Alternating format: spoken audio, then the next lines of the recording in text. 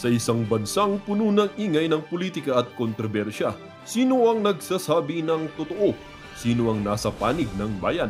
Welcome to Bayang Pinas, ang news channel na hindi takot maglatag ng katotohanan. Dito, pinag-uusapan natin ang mga isyong may kinalaman sa kinabukasan mo, politika, pamahalaan, at ang tunay na kalagayan ng ating bansa.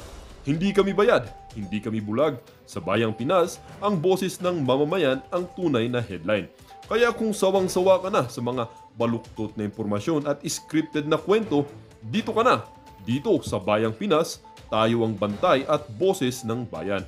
Kung gusto mong manatiling mulat at informed, don't forget to like, share, and most importantly, subscribe dahil sa panahon ngayon, ang kaalaman ay kapangyarihan. Ito ang Bayang Pinas, balitang totoo, pusong makabayan para sa sambayanang Pilipino. Tara na't alamin ang tunay na balita.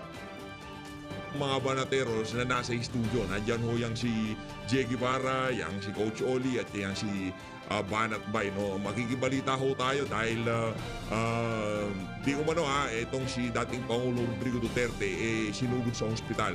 Makibalita ho tayo kung ano na nga ba ang kalagayan nitong si dating Pangulo Rodrigo Duterte. Pero bago ang lahat ng yan, bago ang EDCA site, bago ang update dyan sa The Hague, dumako ho muna tayo dito kay John Vic Remulla. Ito kasing mama na to, napaghahalata ho sila na parang ginagawa lang ho nilang laruan, ginagawa lang ho nilang playground ng pamahalaan. Hindi sa lahat ng bagay na dumaranas tayo ng problema ngayon, idadaan mo lahat sa patawa. In the first place, hindi ka nakakatawa, John Vic Remulla, nakakabwisit ka. Ito ho ang kanyang mga naging post sa mga nakalipas na oras mula noong kaninang hapon. Ito mga kababayan. Ang una ho niyang post mga abangers, may inaabangan ba kayo? Mamaya na, kain muna ako. Ganyan ho yung mga posting niya sa social media. Para saan? Para makapukaw ka ng atensyon sa ating mga kababayan. Loko-loko. Hindi ho ganyan ang pagiging DILG Secretary. Isa ho ang inyong ahensya sa pinakamataas na pwesto sa pamahalaan nitong si Marcos Jr. Dahil mga ano ho yan, mga local government ang tinitimon nitong si John Vic Remulla. Mga mayor ho ang hinahawakan ng mama na yan. Di ba? Ngayon, kung ganitong klase ang ating DILG Secretary, magkanya-kanya na ho kayo. Para doon sa mga mayor, huwag nyo hong hintayin ang anunsyo ng mama na to. Isa ho sa kanyang mga posting sa kanyang social media, eto ho, nakita ko lang kay Pambansang Dalaga. Mega love shoutout dito kay Madam Pamela ng Third Floor Studio. Mag-subscribe ho kayo sa great conversation niya. Marami ho kayo. Puro great nang nandun, puro great. Dito walang great dito. Okay? Gusto nyong great? Great conversation dito kay Pambansang Dalaga. Yan ho ang mga niya, mga posting niya ngayong maghapon. Unang post niya, mga abangers, may inaabangan ba kayo? Mamaya na, kain muna daw siya. Kain muna daw siya. Di ba napaka-insensitive ng mama na to? Paano ka naging DILG secretary? Hindi ba pwedeng maging formal? Lahat na lang ba katawa-tawa sa'yo? Lahat na lang ba idadaan mo sa biro? Anak ng toko ay ibang mga kababayan natin, yung second floor nila, lubog na ho sa baha. Ngayon, itong ating DILG secretary, mga ganito ang kanyang mga anunsyo sa kanyang social. Paano kasi seryosohin? Baka seryoso ka na. Akala pa ng mga kababayan natin, nagpapatawa ka. Yang pagiging DILG na yan, hindi biro.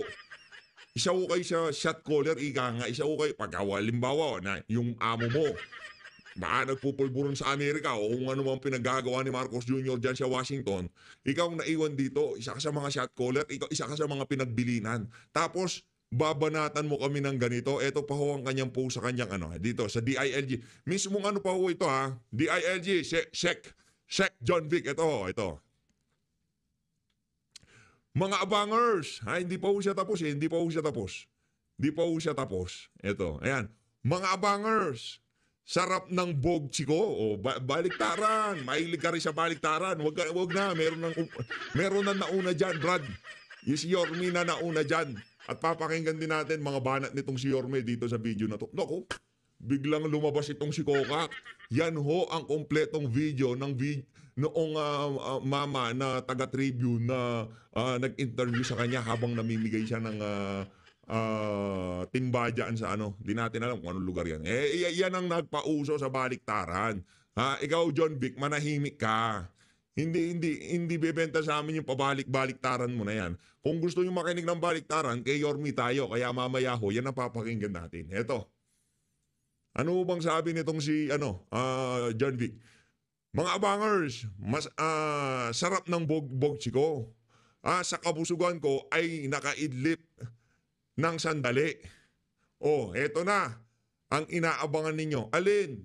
Kaya sinupalpalo siya nitong si J.K. Hersito. Ang sabi ko nitong si J.K. Hersito, there's a time and place for trying to be funny. This ain't one of them. This ain't one of them.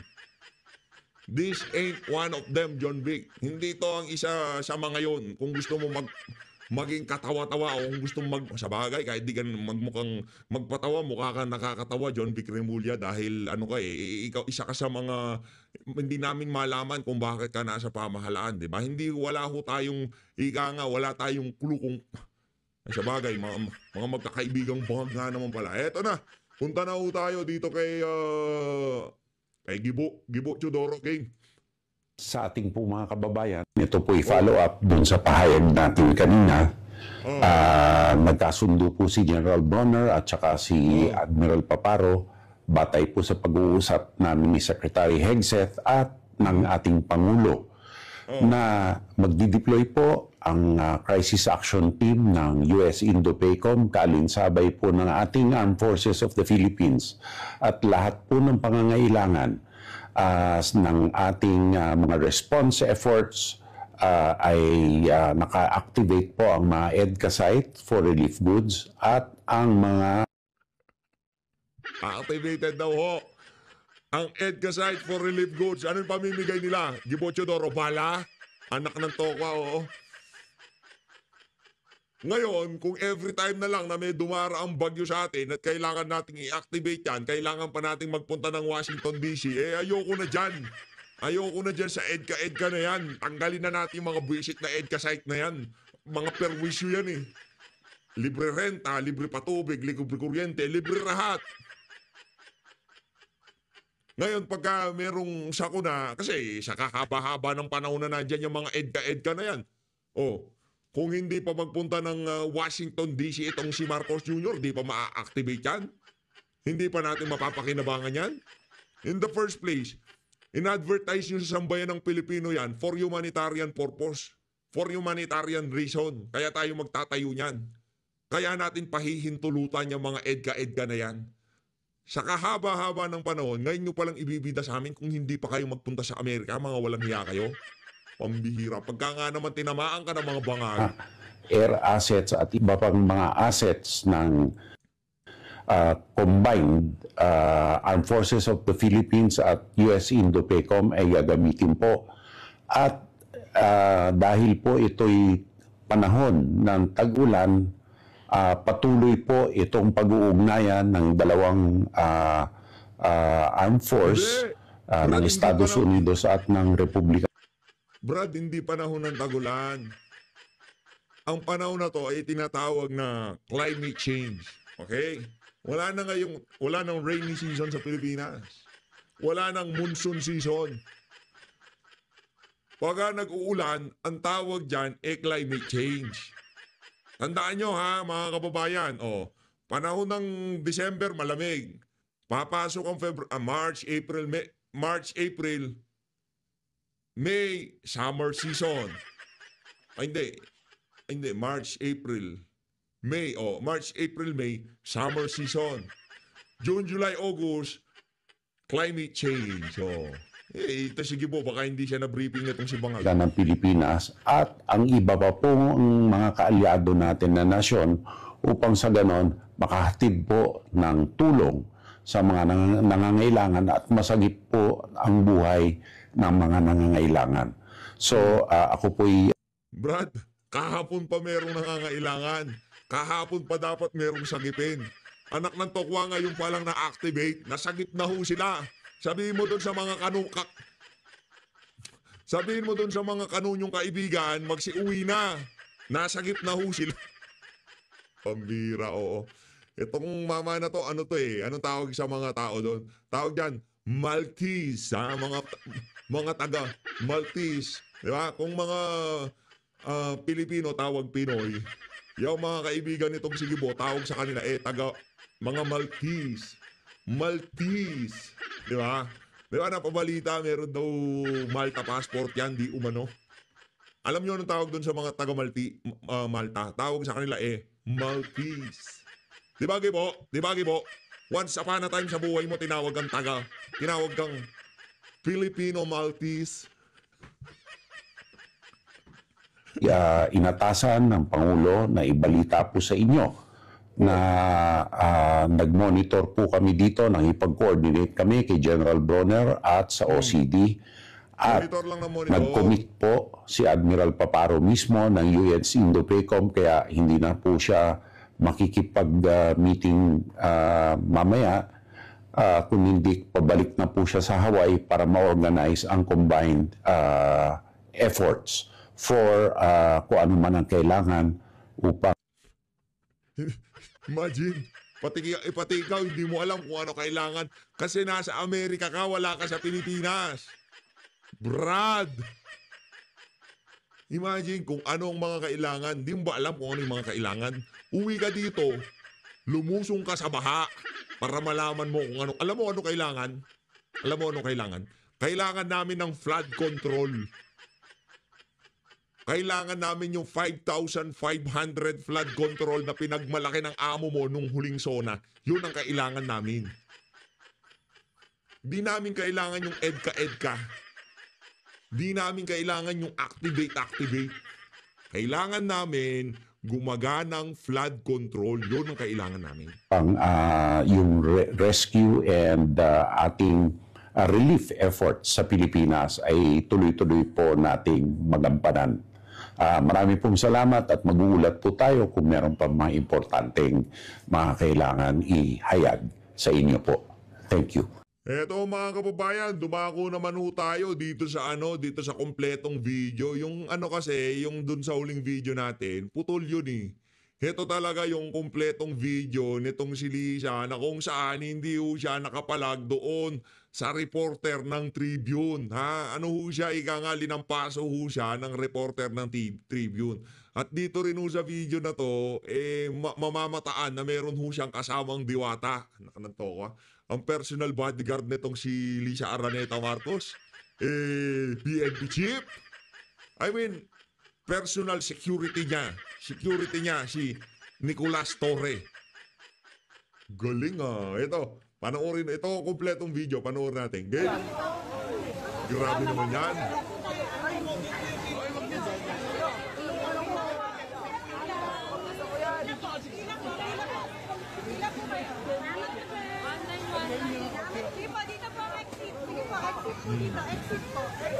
Photo ops yan, photo ops para sa soundbite purposes.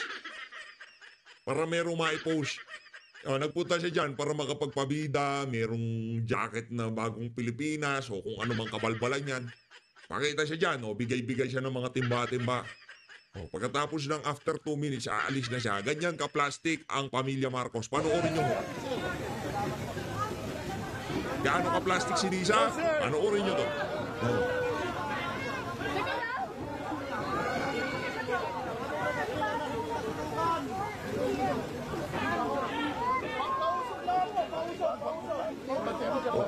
Ay, si General Diwata nandun. Hello mga Tribune! Dito po kami. Ayan na naman si Tribune. Narinig yung tawa ni Tribune. Ulitin natin pakinggan nyo yung tawa ni Tribune. Pakinggan nyo.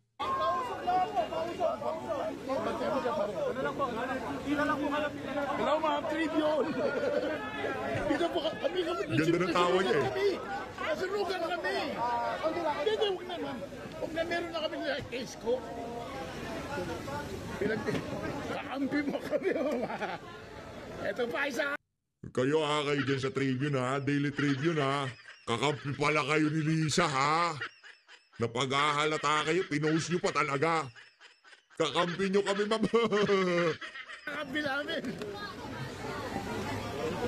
Hilahin si Mel Robles. Ikaw dito, Mel. Akala ko nasa US kayo. Malala ito, malala.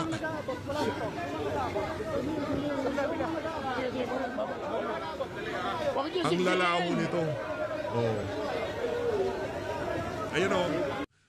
Tatlong timba pa lang ho ha. Tatlong timba pa lang nagyaya na umuwi. Tingnan yung pagpanor nyo. Sabi sige, nakapila na kami. Tutulong ako.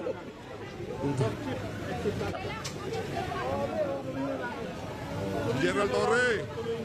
Huwag mo yan, baka ano yan, baka... Sige. Oo, sige. Sino na nakapamingwit ng palaka dito? Taas ng kamay. Nakapamingwit na kayo ng palaka. Ako nakapamingwit na ako eh. Sarap niyan eh. Yan si General Torre, ano niya yan? Pagka nag-uulan, di ba? Diyan yung mga palaka lumalabas. Oo, eh tagal nating di nakikita yung ali na yan kung di pa mag-uulan. Torre, bantayan mo na maigi ang ali na yan. Baka mabingwit nila yan. Hindi ka mo.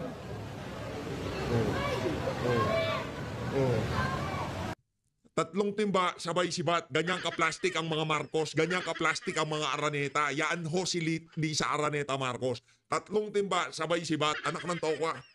Namigay ka pa. Uy, pagpalagay na natin 10 timba tapos sibat ka na. Lang yan. Kasi di naman aalis yan yung taga-Tribune eh. At pagpunta niya ng taga-Tribune, automatic naka-record yan. Pagka nga naman tinamaan ka ng mga plastic. Eh, si Lisa, uy, may payakap-yakap ka pa. May pahalik-halik ka pa. Madam ha, yung kutis mo na paghahalata ka. Yinakap niya yung bata. Pagpasok ko sa sakyan, sasabi niya, asan yung alcohol ko? Bigyan niyo na yung alcohol ko sa akin. Nga kayo. Ma'am Lisa, one question lang. Ma'am, bakit nandito po kayo, ma'am? Review para online lang. Utos ng Pangulo, tumulong eh. Ay, sige. Uy, nandun si Mer Robles. Oh, si Mer Robles. Oh, nandiyan si Mer Robles. Utos ng Pangulo tumulong. Anong ginawa nila dyan? Nag-picture taking. Oh. Hindi ba kayang gawin ng DSWD yan? Hindi kayang gawin. Kailangan... Okay naman eh. Di maraming salamat. Namigay ka ng 3 timbang... I mean, pag alis nila, siguro namigay pa. Pero, para saan pa nagpunta ka? Kung pagkatapos ng 3 timbang inabot mo, hihilain mo nitong si Melquiades Robles. Di ba? Kabalbalan. O, dito na po tayo kay Yorme Isko. Yorme, ito ang magaling sa baliktaran. O, John Vic, makinig ka ha. Makinig ka, John Vic. O, ito pagka tumakbo ng senador to, next election, natin to, support natin to. All the way natin to. Pwede siyang tumakbo after 3 years. Mananalo ulit ng pagka-senador yan. So, pagkatatakbo si BP Sara, pwede siyang tumakbo ng pagka-senador. Suportahan natin siyempre. Yorme yan di ba? All the way natin yan si Yorme. Okay? Siyempre si Ma'am Mocha Ocean, di ba? Suportahan natin. Kasama niya si Ma'am Mocha. At saka magaling. Pakinggan natin mga kababayan. Ay, magandang hapon po at maulang hapon sa ating lahat. Sana po habang napapanood ninyo itong ating broadcast or update sa lungsod ng Maynila, we are live in City Hall now, ay sana kayo nasa mabuting kalalagayan at malusog na pangangatawan.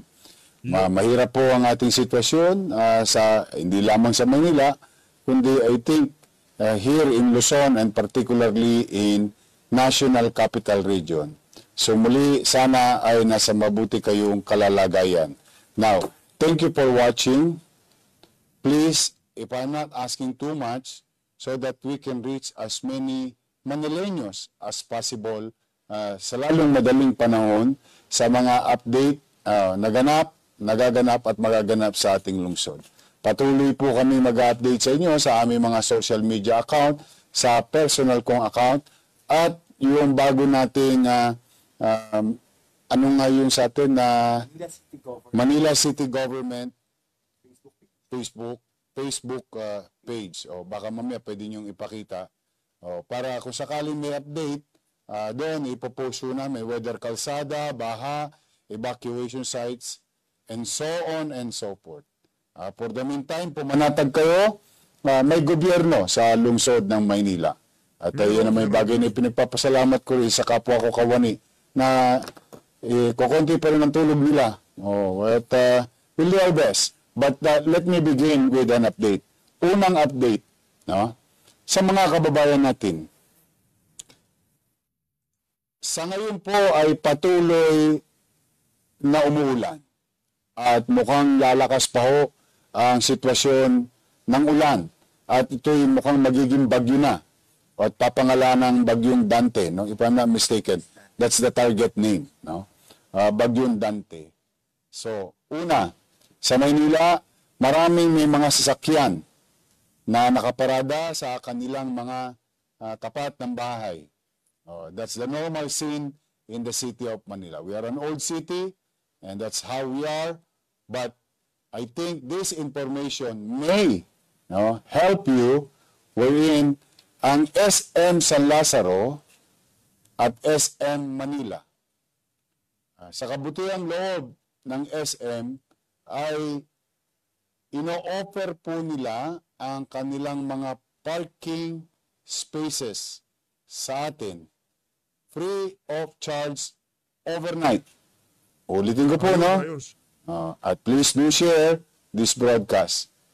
Kung ang mga sasakyan ninyo ay nakaparada. Kaya ko isinasama yung mga video nitong si Yorme kasi nga ho talaga karamihan ng mga nasasakupan ni Yorme apektado ho dito sa malawakang pagbaha na to. Para at least kung mas maraming makapanood ng video at merong diyan sa lungsod ng Maynila, diyan sa NCR, mapanood nila tong video na to, may kamag-anak sila doon. Maabisuhan na itong mga simpleng bagay na sinasabi ni Yorme. Napakalaking tulong ho nito kagaya ng mga paparking na binibigay ng yung libreng parking ng SM San Lazaro, SM Maynila, di ba? Ang laking bagay ho niyan kasi pagka naperwisyo kayo, nabahayin sa Kenyo, napakalaking problema ho niyan mga kababayan.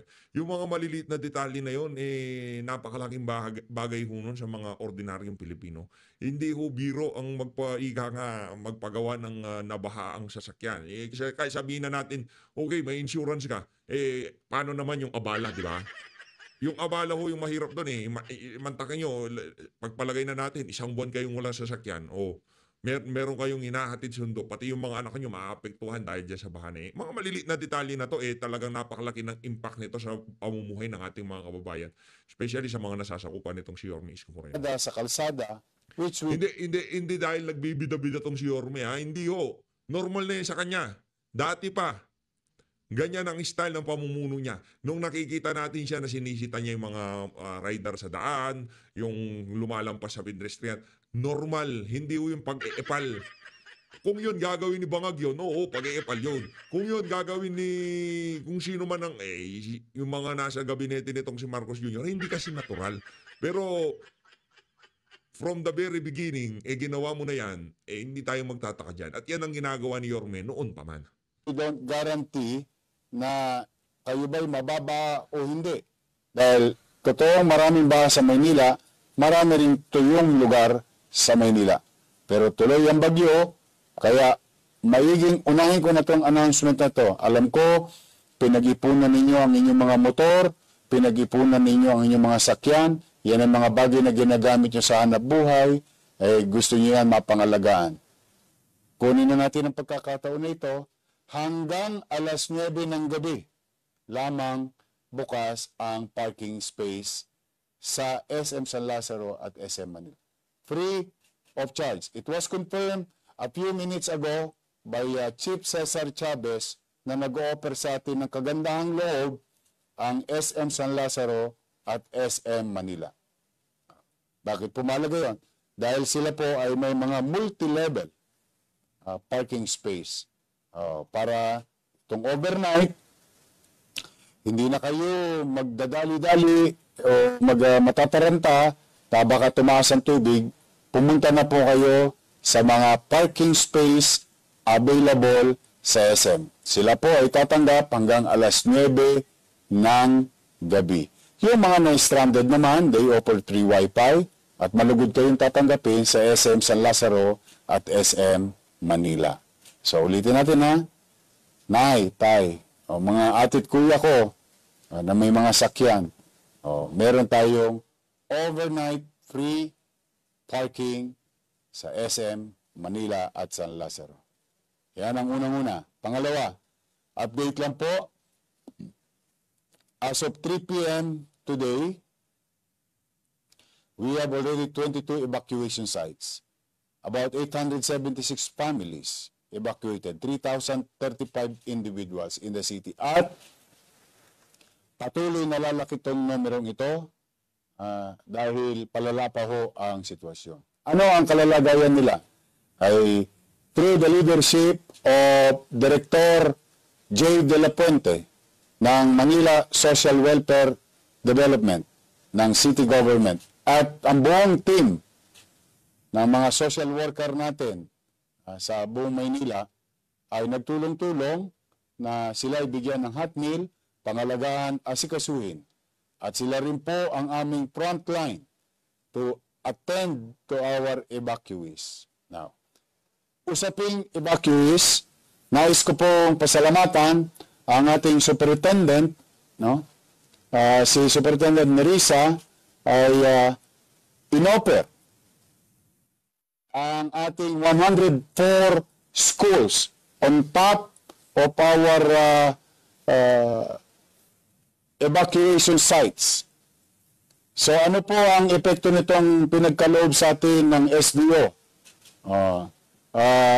Ng ating minamahal na superintendent ng ating mga paralan, mga barangay chairman, mga kagawad, secretary, treasurer, EXO, SK chairman, kung sakali,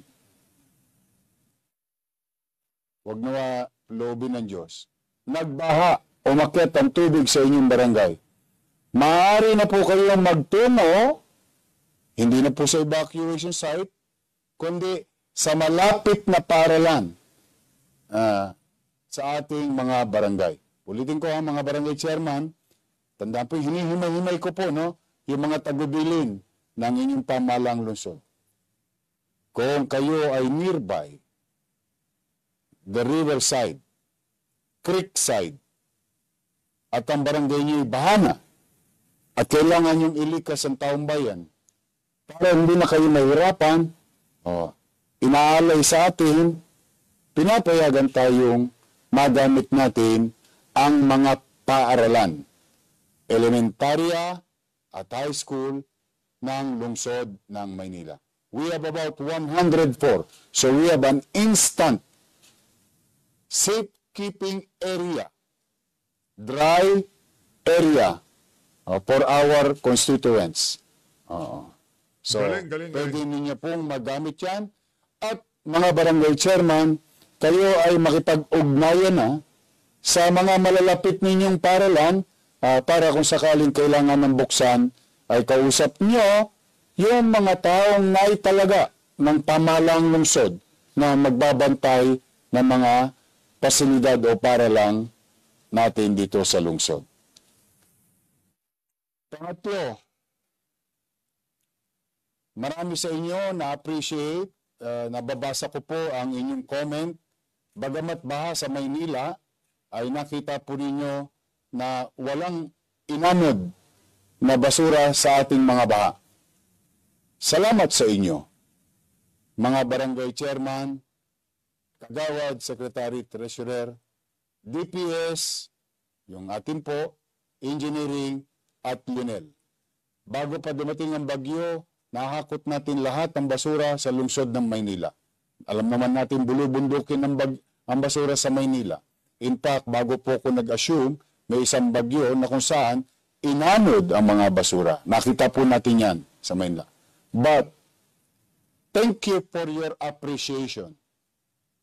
Na-appreciate nyo na yung bahay walang basura sa lungsod ng Maynila. Pero, hindi po dyan nagtatapos. Malaki pa po ang pansin ko din yung mga baha ngayon diyan sa lungsod ng Maynila, hindi Hindi kagaya nung baha pagka noong panahon nitong si ano, pangalan nitong si, anong pangalan nung pinalitan niya? Yung si,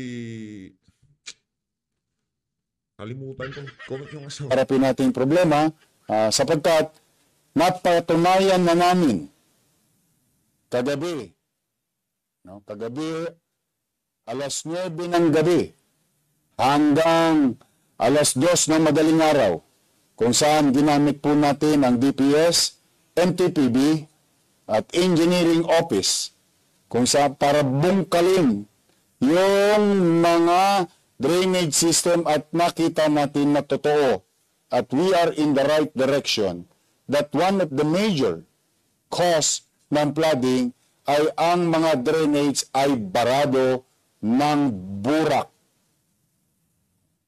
So, mga barangay chairman, mga kagawad, naalala ninyo sa executive order ko nung pagsimula ko pa lamang na talagang gawin natin tuwing Sabado ay bungkalin natin ang ating mga kanal ng mga bara. Ito'y nagpatunay na isa sa major factor na kung bakit lalong mabilis ang pagtaas ng tubig at matagal ang paghupa. So, iyan po'y isa lamang sa suliraning kaya ko na pong patunayan na personal. Dati haka-haka lamang ng ininyero, haka-haka lamang ng individual, haka-haka lamang. Ngunit, for the past 2 days, I've been going in and out of Taft Avenue because there are portions in Taft na hindi baha at meron mang portion na akala mo may undoy. So, kaya, once and for all, to put a period on this problem or in this perennial situation, gusto ko nang malaman. So, napatunayan na namin, katulong din natin kagabi ng madaling araw at pinagpapasalamat ko sa DPWH, NCR o Regional Office at DPWH Manila South and Manila North. Yung team nila kasama natin kagabi. So, now, having said that, may problema sa pumping station na pinagawa, ngunit hindi gumana. Yung mga pumping station ng MMDA na tangan-tangan nila, gumagana. Madalit salita, of all the problems, nagpatong-patong na yan, patuloy po tayong makararamdam ng pagbaha. Hindi lang ngayon, sa bagyong ito, baka sa mga darating pangarap. But rest assured, I assure you, to the people of Manila who is watching right now, and to those who have family members living in the city of Manila, ay kami po hindi titigil. Bubungkalin namin yan whether bumabagyo, at mano pa will take advantage kapag yan po ay tuyo na ang ating mga kalsada at wala ng ulan. Ayun. Saludo dito kay Yorme Isko Moreno. Dito sa bahagi ng video natin na to, pag-usapan na ho natin ang interview ng mga banateros dito sa isang banateros na nasa dahig ngayon. Walang iba kundi dito si Boss Dada. Ngayon, pwede nang lumabas si VP Sara kasi huling niya na ngayon, bisita niya na ngayon. After kasi nito, bukas ang flight niya, papalit sa kanya si Madam Hanilet. Papunta naman ng Korea si VP Sara. Doon naman niya imimit yung mga kababayan natin na nananawagan para papauwi si Pangulong Duterte sa Pilipinas ng buhay at palakas. Saludo ha. Yung mga kababayan nating nasa Korea ha, pupunta ho dyan si VP Sara. Medyo meron nga lang hindi magandang balita mga partner kasi kahapon po, hindi lang ibinalita ni VP Sara pero si Pangulong Duterte parang inilabas ng facility para ma-check up. So, may nakausap kasi tayo dito na isang pulis na kilala si Pangulong Duterte. Sabi nga daw kaninang umaga or kahapon ng umaga, dinala sa hospital for check-up. Tapos meron daw test na ginawa na yun lang daw inaantay nila. Pero bumalik si Pangulo sa loob at nakasama naman ni VP Sara. Pero Ito ba okay yung- naman si VP Sara kahapon. Ito'y regular check-up ba o ito'y emergency? Parang ang sinasabi sa atin nung nakausap natin partner, mukhang emergency kasi meron naman daw doktor dito sa loob at clinic, pero bakit kailangan pa siyang ilabas? So kaya whatever it is, manalangin tayo na sana talagang ma-weather ni Pangulong Duterte itong nangyayari sa kanya, lalong-lalo na itong pagkakakulong sa kanya dito. Medyo siyempre bumabagsak din talaga yung health ng tao, lalong-lalo na kapag nalungkot ka, di ba? Hindi mo nagagawa yung mga dati mong gusto. But okay naman so far, sabi naman ni VP Sara kahapon, maganda naman yung pag-uusap nila. Napag-usapan nga nila pati yung buhok ni pati yung buhok ni Trillanes na pag-usapan nila. Nasabi rin niya na parehas sila ng uhit ng palad ni Pangulong Duterte, si Pastor Apollo Kibuloy daw. At ngayon, aantayin natin yung sagot ni VP Sara kasi kahapon lang niya nalaman yung pag-deny ng Pasig RTC sa petition for bail ni Pastor Apollo Kibuloy. Kahapon lang niya nalaman. So ngayon daw, sasabihin niya kay Pangulo, hihingan daw niya ng reaction. So, Boss Dada, yung pagdala kay Pangulong Duterte sa ospital, nabalitaan niyo yan, hindi ho lang sa labas, di ba? Yan ay galing mismo sa pulis na nandun sa loob ng ICC, tama? Opo. Ang sabi pa nga ng pulis, parang nagtataka pa kayo bakit parang hindi masyadong masaya si VP. Kasi hindi sinabi ni VP yan dito sa labas eh. Yung pulis lang nagsabi sa atin na kasi kanina, parang chinismis sa atin kasi kanina nilabas siya para dalhin sa ospital. No? Sila daw nagtaka kasi nga, meron naman daw clinic tsaka mga doktor sa loob. Pero mukhang baka kailangan lang ng test. So let's just be positive. Sana wala namang naging problema. Pero nakausap naman ni VP Sara kahapon. So, Pero ngayon, nasa loob na. Tama? Nasa loob na si... ngayon, nasa loob ngayon si Pangulong Duterte. Nasa loob din si Inday Sara. At anytime nga, inaantay natin loob siguro mga 30 minutes from now or 20.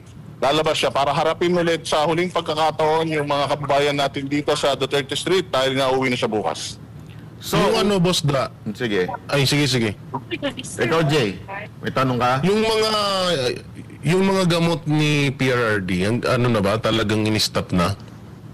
Oo, kasi yung ang nag-administer na ng mga gamutan niya dito, yung na detention facility. And balita nga natin, compared before, mas konti na yung iniinom niyang gamot ngayon. Dati daw madami. Ngayon, tinanggal lahat yon, tapos parang maintenance na lang yata yung pinapatake sa Okay, sana patuloy-tuloy ho natin nung pagdadasal, isama ho natin sa panalangin itong si dating Pangulong Rodrigo Duterte na sana man lamang bago siya lumisan siya ang magpasumpa dito kay Vice President Sara Duterte, di ba? Sa pagiging susunod na presidente ng Pilipinas. Bakit tayo bakit yung sinasabi ng iba, mai-impeach si Sara, ganito ganyan yan, di magiging presidente. Bakit palagi yung mga taga-suporta ni dating Pangulong Rodrigo Duterte laging positive na magiging presidente si VP Sara? Alam niyo ho ba kung bakit? Kung bakit di tayo pwedeng panghinaan ng loob? Kung bakit lagi natin dapat i-claim na magiging presidente itong si VP Sara? Sa lahat ng politiko ngayong mga panahon na to, katangi-tangi itong si VP Sara, na sigurado tayo pagka siya nakaupo, marereplicate niya yung mahihigitan pa o mas mapapaganda pa yung ipinakitang performance itong si dating Pangulong Rodrigo Duterte nung siya pa ang presidente. Yun ang ating pinanghahawakan dito. Yun ang ating pinapanalangin, yun ang inaasam-asam nating mangyari na kahit pa paano panibagong 6 na taon na katahimikan at magkakaroon ng progreso sa ating bansa. Hindi ko kagaya nito. Tingnan nyo naman mga kababayan. Meron pang progreso. Tingnan nyo na lang ang lusod ng Maynila ngayong mga panahon na to. Hindi ko sinasabing yung climate change natin. Hindi ko na sinasabing walang climate change. Pero hindi naman sa lahat ng bagay. Dapat yan na lang lagi sisihin natin. Wala na tayong gagawin dahil climate change. Ganon. Hindi ho ganon. Hindi ho ganon ng pinagtatawanan natin, ginugood time natin yung mga pinag-uusapan. Pero Ang problema ho kasi, hindi natin pwedeng laging sabihin na bumaha ganito, malalim ang baha, maraming ulan. Dahil yan sa climate change, hindi ho pwedeng ganon. Kailangan, kung ganon, wag na tayong mag-flood control. Hayaan na lang natin, climate change pala eh. Kamusta naman ang mga mood ng mga kababayan natin dyan sa labas ng Dahig? Kanina may nakausap tayo, medyo nalulungkot na raw sila kasi parang tagal na nila nandirito, sigaw sila ng sigaw, parang walang nangyayari. Kaya nga maganda yung binalita nyo kanina na plano ni Attorney Torion na magkaroon na ng organization talaga. Organized na, hindi lang basta sigaw lang tayo ng sigaw ng Bring PRD Home. Kailangan talaga meron na tayong gawing hakbang, paraan para na konkreto na para gawin ito. Pero bagamat daw nalulungkot sila dahil parang walang nangyayari sa mga panalangin at sigaw nila, hindi raw sila hihinto sa pagpunta rito para suportahan si Pangulong Duterte. Nanggaling pa po sa iba't ibang lugar yung mga nandito, galing pa ng Germany, galing ng UK, galing ng Switzerland, Paris. Nagpupunta sila dito, nagdadala sila ng pagkain para, dahil kasi alam naman nila yung ibang mga taga rito, hindi pa kumakain, nakakagutom kasi yung oras na ganito eh. Mga marino, lagi nagpupunta rito, yung mga seaman, magdadak sila, tapos instead mamasyal sila, dito sila nagpupunta sa Duterte Street. So high spirits pa din sila, pero at the same time, medyo nalulungkot sila, gawa ng masyado na matagal si PRD. Kasi malapit na rin ang taglamig dito at sobrang lamig daw dito mga partner, ay hirapan nang mag-organize dito sa labas kapag gano'n nakalamig. Ang problema daw nila kasi, kapag nawala sila dito at nalaman ni Pangulong Duterte na wala ng tao dito sa labas, bagamat pinauuwi niya yan ng mga yan araw-araw, baka mas malungkot yung tao at baka mas lalo makasama sa kanya. Kung malapit lang ho tayo dyan, baka every other day, nandyan ho tayo. Kaso layo ho kasi yan eh. Ang bisa-bisa pa ho kasi dyan. Baka makita pa lang tayo dyan sa Europe visa, hindi na tayo bigyan eh. Naku, hindi pwede yan si PH. Nakakalungkot to, nakakalungkot. So, kaya sa mga nandyan, dito kay Boss Dada, laki ng natin dyan na respeto at pasasalamat. Palakpakan natin itong si Boss Dada. Palakpakan natin mga banateros, mga nag-effort na magpunta dyan sa lugar na yan. Especially dito kay Boss Dada. No? Talagang effort kung pagpunta dyan. Pinanood natin yung mga vlog niya, hindi ko talaga biro. Yung paglipad pa lang. Kahit nasabihin mo naka-business class ka, yung layo pa lang ng biyahe, talagang mapapagod ka na, di ba? May kasamang pasyal yan, pero iba, pa rin, yung purpose talaga ng pagpunta dyan, itong si Boss Dada, naniniwala tayo, para makipagbigay na suporta dito kay dating Pangulong Rodrigo Duterte. Maraming salamat, Boss Dada. Palakpakan natin si Boss Dada. So, sige, hanggang kailan daw si Ma'am Hanilet pagka-after ni VP Sara Duterte? Hindi ako sure, partner, pero magtatagal sila gawa ng si Kitty yata bakasyon sa school.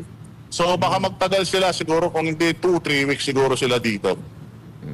Sige, pagkatapos nila ako naman punta dyan. Ikaw, Coach Yan, Andy. pero maganda panatbay. Ang dami kasi nag-aantay sa'yo talaga dito. Ay, by the way, nandito si ito yung mga malulupit dito. Yan, si Alvin. Sila ang mga nagsimula ng pagtipon-tipon dito sa Dahig. Kaway ka sa mga panateros. Like po ang panateros.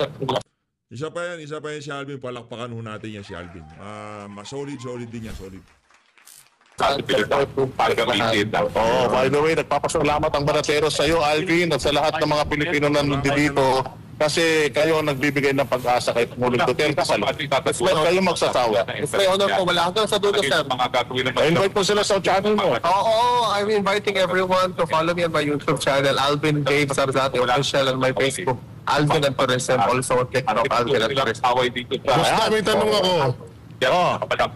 Kasi napanood ko yung video ni Alvin na parang sinisita siya ng mga foreigner dyan at may mga nagtatanong din kung ano nangyayari dyan. Hanggang ngayon ba nangyayari pa rin? Mo na parang lagi kami kausap ng mga foreigner. Sir, kasi in-explain ko, sir, kung ano yung sitwasyon natin, mga Pilipino, bakit kami nagtitipon-tipon sa labas. So palagi ko po in-explain sa kanila bakit ba ganito yung result ng mga kababayan natin dito sa labas ng ICC Retention Facility. At saka para magkaroon sila ng background kasi meron na silang preconceived notion. Ano po ba si President Duterte ang ginagawa na nilang kriminal. Kahit he is just an accused individual na nakadetenay po sa loob ng ICC detention facility. Pero wala namang violente, no? Wala naman. Hindi pa talaga parang Concert lang or Boss Dada, medyo layo kayo ng konti kay Harry Roque kasi naririnig yung boses. Nagsasapaw yung audio. Layo kayo para mas ma-interview natin kayong dalawa. Ayan, ayan. Coach So, Oli, ayun, may wala tanong naman ka? daw, wala naman daw violente. Curious lang talaga sila. curious lang, sir. At saka, I think it is one way of disseminating information doon sa mga foreigners na talagang curious sila. Sometimes sinasabi nila, mga loko-loko kayo, bakit niyan ginagawa? So ang ginagawa naman namin, we try to rebut and argue with them properly with the facts. Ano bang pinaglalaban namin mga Pilipino dito sa labas ng ICC detention facility? So hindi kami natitinag, lalo-lalo yung iba kasi tingin nila si PRRD daw hindi na talaga makalabas kasi they killed so many Filipinos, ganito ganyan kasi they only base this from what they read and what is from the media. Kaya meron silang kumbaga dilawan sila. Kaya alam mo, mas maswerte tayo dahil nandito sila Alvin na nagpapaliwanag sa bawat foreigners na curious at nagtatanong kung anong ginagawa natin dito. Yung mga naman, yung mga nagpo-protesta dyan